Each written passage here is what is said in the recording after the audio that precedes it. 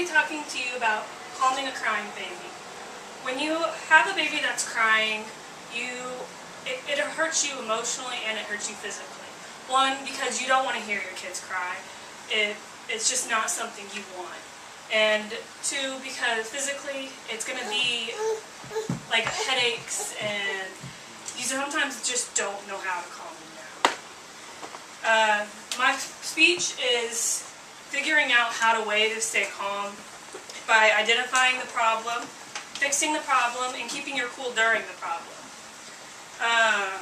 My first one is identifying the problem. There's lots of different reasons a baby would cry. They could be hungry, their tummy could be upset, they could have a dirty diaper, they're tired, too hot, too cold, teething, wants attention, things like not getting their way, being jealous, bad dreams, and not feeling well. And the list just goes on and on and on, and you just don't know all the time which one is which. And babies do this because they don't know how to express what they need. They can't tell you, "I'm hungry, Mom, I'm hungry, I want something to eat." So they just cry. So one of the ways I have learned is getting to know your baby's cry. It might take a while, but you can figure out, for the most case, what is wrong with your child by just hearing the way they cry. If their cry is too loud or too low, it might mean they're hungry, or they might need their diaper changed. Or it's the obvious of just looking to see if they need their diaper changed.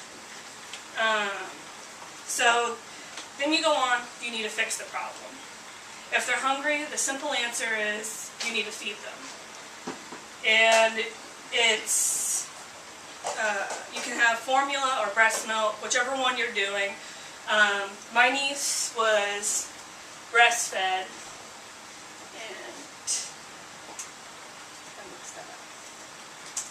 and she is now 15 months, so she's eating solid food. But before that, she was on formula. I said breastfed, I meant formula. And she started out on the Goop, like the Gerber Good Start, but they had to move her to the Soothe because she became colicky, and she had a digestive issue. And you always want to ask your doctor before you change, but that could also be a way to fix the problem. The dirty diaper, they could be from being too full or leaking, or they could even have a diaper rash. There are different types of diapers, and here we have the Loves, which they're a good brand, but we don't use them anymore because they leak and they bust sometimes, so you have to change them more times than, say, with the Pampers. A Pampers keeps you dry, and more times than not they don't leak. They could have a bad dream, and with my experience with Callie, she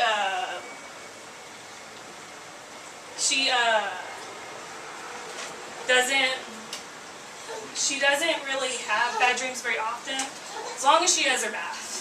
So the warm water, it soothes her and it makes her very sleepy. But if she does, I normally just flip on the hall light. I don't turn on our light because it will wake her up too much. And I just hold her and I soothe her for just a few minutes and I lay her back down because she's still very tired. The last one is the one we deal with most in our house, and it's the one you'll deal with most with an early toddler. They don't get their way, or they're jealous. And one of the things is they're distracted often, or they need to get distractions. A child doesn't really know, like, no, you can't have that, or that's dangerous by playing with an outlet. You need to get them away from it, and you need to maybe get a toy, and that will help distract them. They don't know what they're crying about after about 5 minutes of crying. They don't remember. So if you get their attention on something else, they'll most likely stop crying. And finally, you need to keep your cool. I know a lot of people, they meet their match when it comes to kids, and I honestly believe they were here to test our sanity, and they can flip from rainbows to sunshine to the Devil's Apprentice in 1/10 of a second. They make us want to tear our hair out, and but you can't show the stress. It's the facial expressions, tension, and posture, and it can cause the tantrum to become worse. So 3 things you could do: take deep breaths. You could take a minute for yourself, and also know you're not alone. There's other parents that deal with this and ask for help. So for a conclusion, the baby crying can be tricky, but there are many reasons that they could do this, and this thought alone is daunting. So remember the 3 topics: fixing the problem, trust your inner mommy, because most times you're going to be right. Or that's finding the problem. Fixing the problem, remember all children are different, and you need to tweak some of the issues probably. And finally, keep your cool, because if you don't, children will feel the same way. They'll mimic you, and you'll become more stressed out because they won't stop crying. Thank you. Thank you.